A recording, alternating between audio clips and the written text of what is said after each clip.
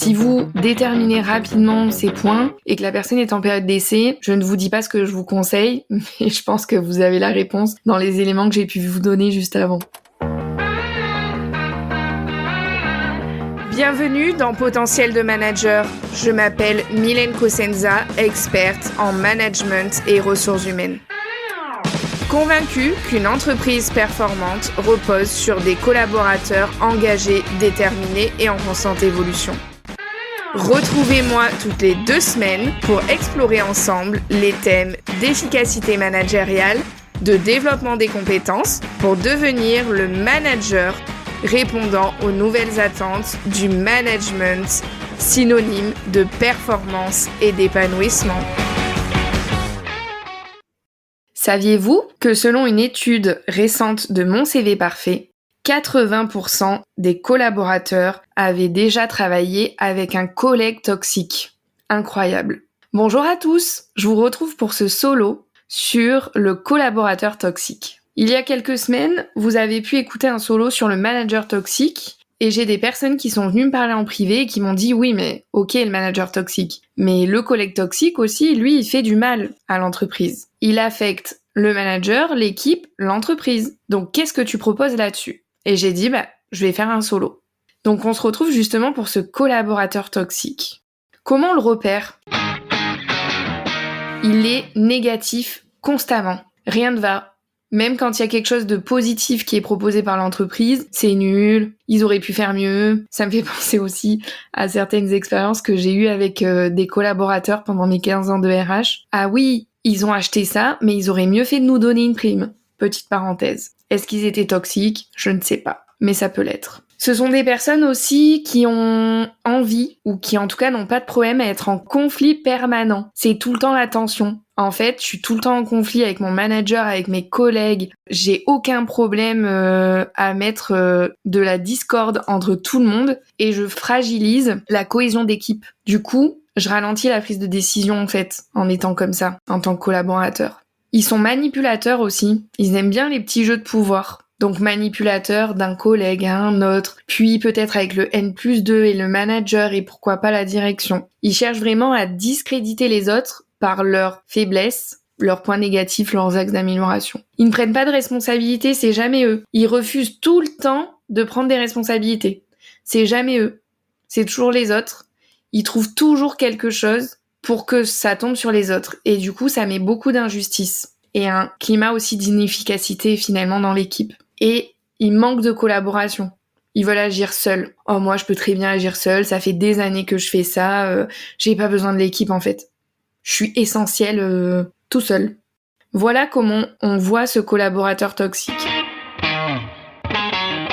Je vous vois tous en train de vous dire, est-ce que Germaine est toxique? Est-ce que Nathan est toxique?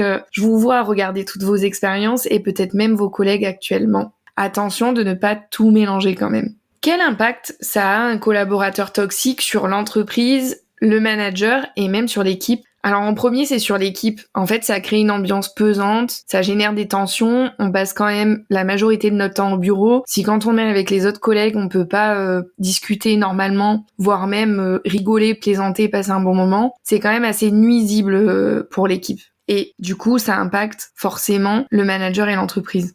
Sur le long terme, au niveau de l'entreprise, le collaborateur toxique, il va avoir un impact sur la productivité, sur les membres de l'équipe. Ça peut permettre un turnover. Peut-être que les membres de l'équipe vont se dire « j'en peux plus travailler avec lui, personne lui dit rien, ouais, c'est bon, moi je vais chercher ailleurs, je m'en vais ». Sans oser dire en fait, pour ne pas passer pour une mauvaise personne, ni au manager, ni à la direction, faudrait vraiment faire quelque chose pour ce collaborateur. Et enfin, sur le manager, en fait, il a un défi à gérer, donc il va se concentrer peut-être un peu plus sur ce fameux collaborateur toxique, et ça peut nuire à son efficacité en fait. Il va avoir des conflits à gérer en permanence, il va devoir s'assurer de la productivité, et puis en fait, pour mettre en place des événements d'équipe, quand on a une personne toxique, c'est compliqué de pouvoir, malgré ce qu'on va mettre en place, dynamiser, faire passer des bons moments. Et j'en vois même dans certaines des entreprises que j'ai fait qui disaient non mais c'est bon, moi passer ma soirée avec un tel, je le vois déjà assez dans l'entreprise. Donc ça n'aide pas aussi le manager dans son management, son accompagnement en fait.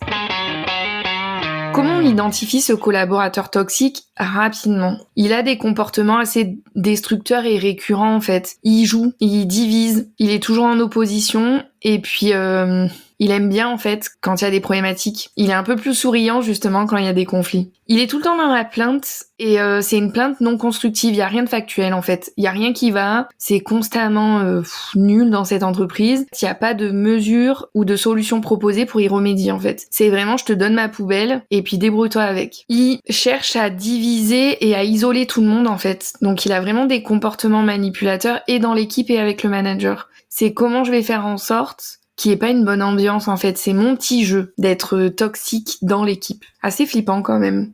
Et oui, il a une attitude de victimisation. C'est moi la victime, c'est jamais la faute des autres, c'est toujours moi. Et j'évite encore la responsabilité. Si vous déterminez rapidement ces points et que la personne est en période d'essai, je ne vous dis pas ce que je vous conseille, mais je pense que vous avez la réponse dans les éléments que j'ai pu vous donner juste avant. Alors comment on gère ce collaborateur toxique? On encourage une communication ouverte dans l'équipe. On reste factuel et on n'est pas dans le jugement. Surtout, on ne le braque pas. Par contre, on essaye de lui faire comprendre son comportement sur les autres et rapidement on lui fixe des limites claires. Après, peut-être que quelqu'un va tenter de voir où sont les limites, ça veut pas forcément dire qu'il est toxique. Par contre, si vous fixez pas les limites rapidement, en fait, vous lui donnez la validation, donc ça va ne faire que multiplier en fait son comportement. Mettre en place des solutions constructives. Quand il vient avec sa poubelle, j'aime bien cette image, en fait, challengez-le. Ok. Il y a tel problème, qu'est-ce que tu proposes? Ok, super, mais tu viens avec des problèmes, et tu veux évoluer et tu aimerais telle ou telle chose, qu'est-ce que tu me proposes? Question ouverte, reformulation, pour que la personne prenne conscience de son fonctionnement en fait. Impliquer les ressources humaines. Quand il y a ce problème-là, en fait, n'hésitez pas à faire appel aux ressources humaines pour qu'ils puissent aider à prendre du recul sur cette situation, et pourquoi pas mettre en place une médiation, si vraiment ça monte très crescendo. Et je pense qu'en premier lieu, protéger l'équipe. Parce que protéger l'équipe, c'est votre responsabilité, mais c'est aussi vous protéger et protéger l'entreprise. Pour éviter qu'il y ait des personnes qui se retrouvent en mal-être et qui fassent des burn-out ou que vous ayez un turnover et que vous perdiez en fait des personnes ultra importantes pour votre équipe à cause de cette personne toxique. Donc surtout, protégez l'équipe et protégez-vous. Faites-vous aider. Donc en résumé, pour gérer ce collaborateur toxique, c'est pas facile, mais c'est hyper important de maintenir une bonne ambiance pour que ça reste sain et productif. Donc sur l'ensemble des collaborateurs. Et si vous voyez on va dire à partir de 2, 3 comportements dans ceux que je vous ai cités, réagissez rapidement pour éviter que ça nuise à l'équipe et qu'après ce soit difficile de remettre de la dynamique, de poser des limites à ce collaborateur.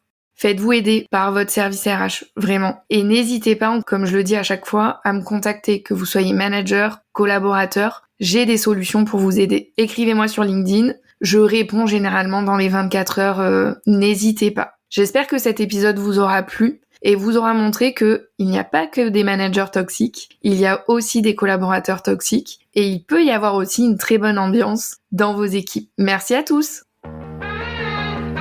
Merci d'avoir écouté cet épisode. N'hésitez pas à le partager autour de vous et à vous abonner sur votre plateforme préférée.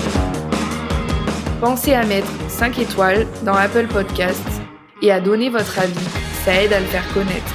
Plus nous serons nombreux à diffuser ces idées, plus nous aurons le pouvoir de transformer le monde du management.